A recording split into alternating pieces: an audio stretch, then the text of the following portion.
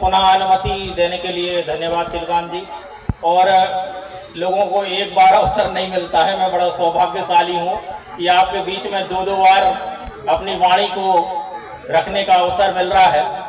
तो चूंकि हम बात कर रहे थे कि सरेखा की धरती पर कार्यक्रम हो रहा है और सरेखा का इतिहास जो है बहुत ही वैभवशाली इतिहास है, कावेलीगढ़ का बहुत वैभवशाली इतिहास है, उसको कम से कम आज इस कार्यक्रम के माध्यम से हमको जान लेना चाहिए।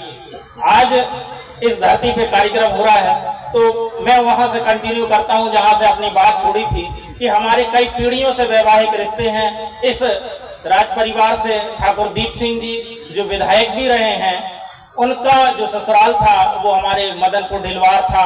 और मेरे जो दादाजी थे, मेरे जो ग्रैंडफादर थे राजा भगवान शाह जी, उनकी जो 3 बहन यहाँ पे आई थी इस राज परिवार में। और ठाकुर दीप सिंह जी की 3 सिस्टर जो हैं हमारे मदनपुर ढिलवार राज परिवार में, यानी बब्बा जी को गई थी, आटा साटा हुआ था 3 बब्बा जी की तरफ। फिर अगली पीढ़ी में मेरी बुआ आदरणीय राधा देवी जी, मेरी छोटी बुआ हैं, वो यहाँ पे ब्याह के आई आदरणीय हमारे फूफा जी ठाकुर नरेंद्र सिंह जी की तरफ। और हमारी बड़ी माँ जो है यहाँ सरंडी राज परिवार से गई, जो कि सरेखा के राज परिवार है।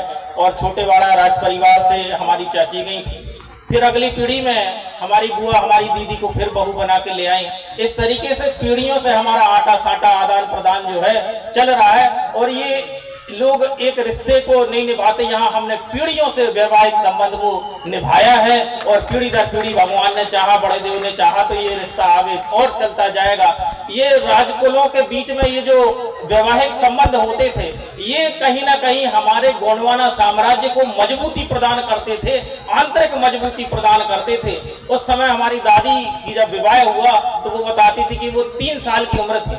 आज पूरे मध्य प्रदेश में मुख्यमंत्री कन्यादान विवाह योजना चलती है, वो सामूहिक सम्मेलन होते हैं।